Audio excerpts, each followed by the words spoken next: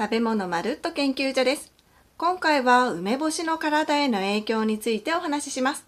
日本の食卓に昔からある梅干し。伝統的な健康食品でもある梅干しには、実はあまり知られていない驚くべき健康効果が10個あります。ただ食べ過ぎることによるデメリットも2つあるので注意が必要です。そこで今日は論文や専門機関の研究をもとにして、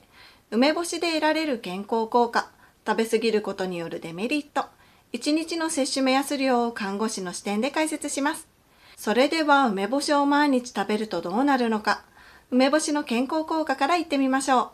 う。梅干しの健康効果1つ目は糖尿病の予防です。日本人の約6人に1人が糖尿病または糖尿病予備群というデータがある糖尿病ですが、自覚症状があまりなく進行していくという特徴があります。そんな糖尿病を日本古来の食べ物である梅干しで予防できる可能性があります。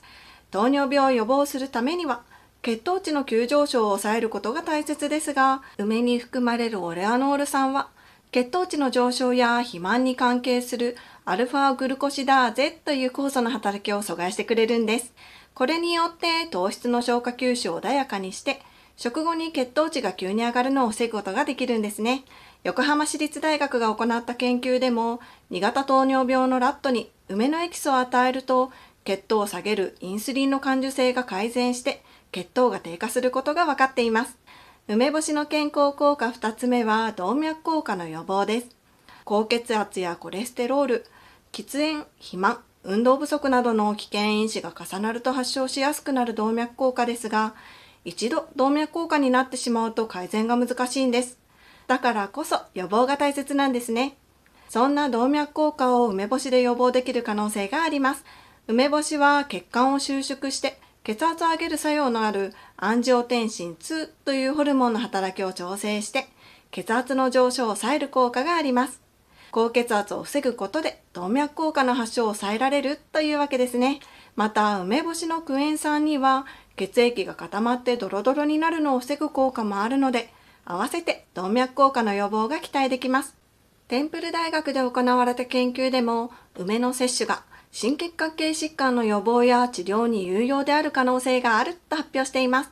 梅干しの健康効果3つ目は食欲増進です。食欲が低下して体に必要な栄養が不足してくると、免疫力が低下して様々な病気に対抗する力も弱まってしまいます。そんな食欲低下にも梅干しが活躍してくれます。梅干しを食べると体内の消化器官が刺激されて唾液などの消化酵素の分泌が促されます。梅干しの酸味自体にも食欲増進効果がありますが、唾液が増えることで消化もスムーズになるんですね。夏バテで食欲が落ちた、なんだか疲れて食欲がない、胃が重い、そんな時にも梅干しを取り入れると食欲が湧いてくるとともに消化不良を防ぐこともできます。梅干しで食欲を出して毎日しっかりと体にいいものを食べていくことが健康への近道ですね。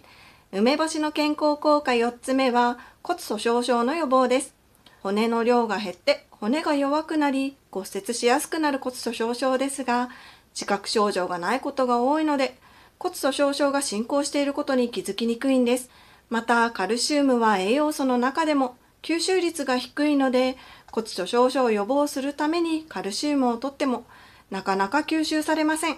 そこで梅干しの出番です。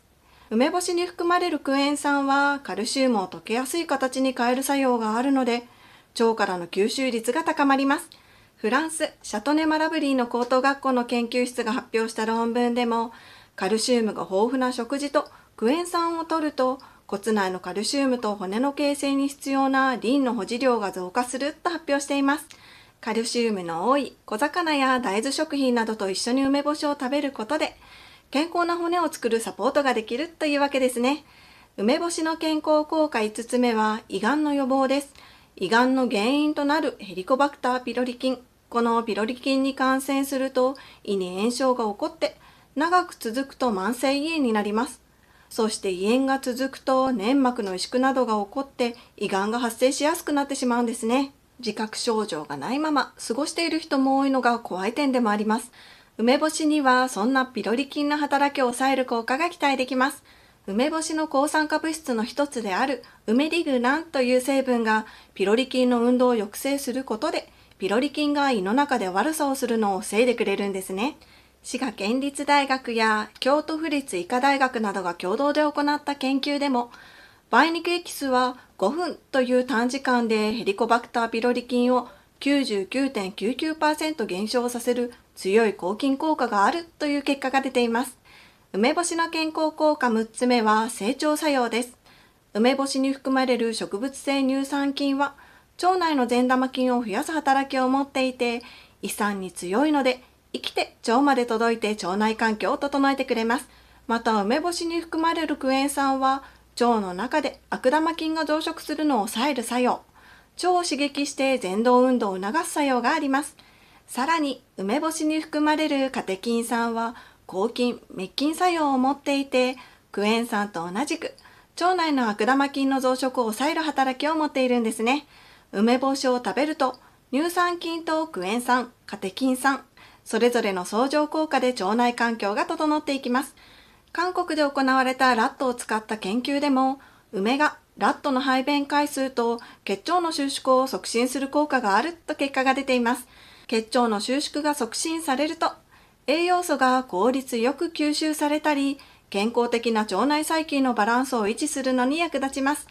梅干しの健康効果7つ目はインフルエンザ予防です。毎年冬場を中心に流行するインフルエンザ。高熱や関節痛など辛い症状が出ますよね。梅干しに含まれるエポキシディオニデシノールというポリフェノールは、インフルエンザウイルスの増殖を抑制する効果を持っているので、梅干しを食べることでインフルエンザを予防できる可能性があります。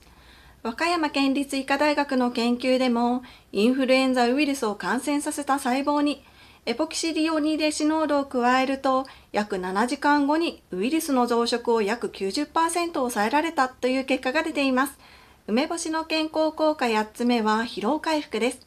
梅干しに含まれるクエン酸は、体内でエネルギーを作り出すクエン酸回路をスムーズに動かす効果があります。効率よくエネルギーが作られるので、疲労が蓄積されにくくなるんですね。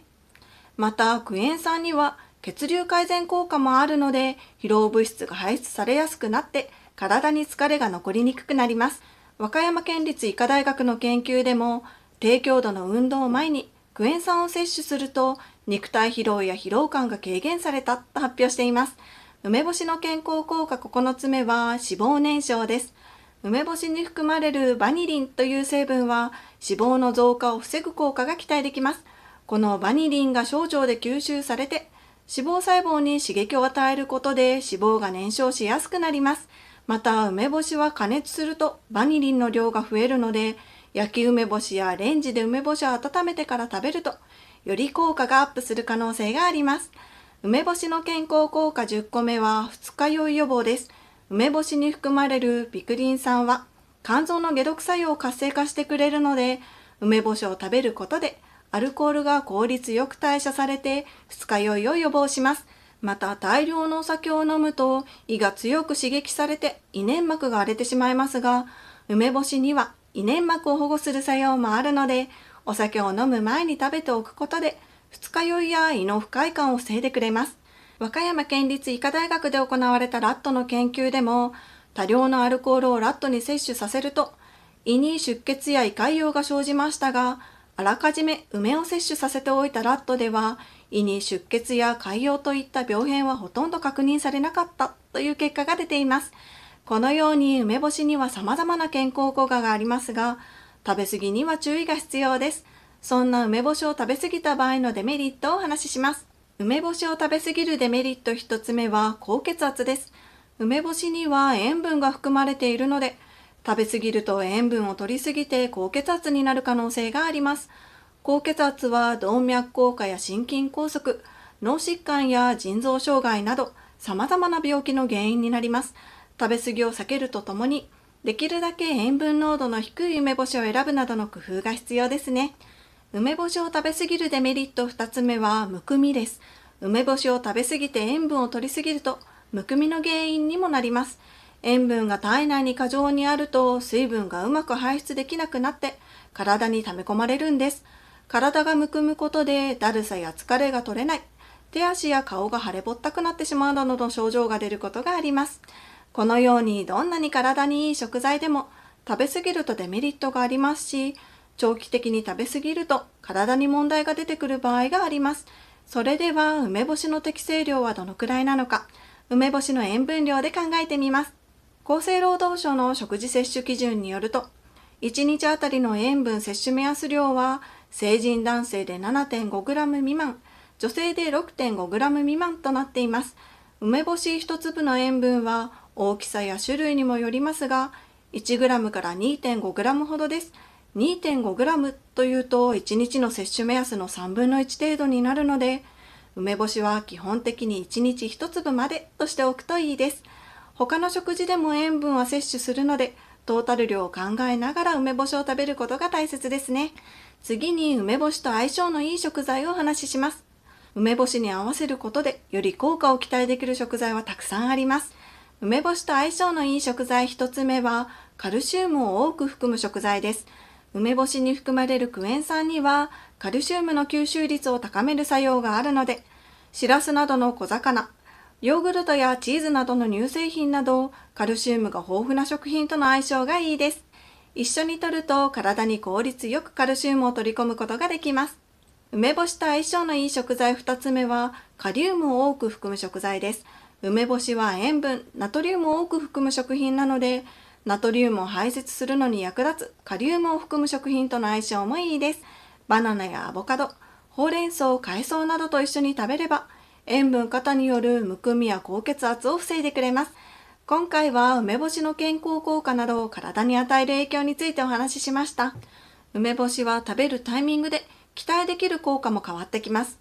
例えば脂肪の燃焼や血糖値上昇を抑える効果を期待する場合は、食事中や食事の前後に摂るといいですね。梅干しに含まれるクエン酸は食中毒の原因になる O157 や黄色ブドウ球菌の繁殖を抑制してくれる効果もあるので、お弁当にも最適です。また、スポーツなど運動の前後に梅干しを食べると、クエン酸による疲労回復効果が期待できます。美味しい梅干しを適切な量を食べて健康な体を作っていきたいですね。また、特定の疾患がある方は医師の指示のもと摂取するようにしてください。あなたが健康な毎日を送れるよう願っています。この動画がためになったら高評価していただけたら嬉しいです。ご視聴ありがとうございました。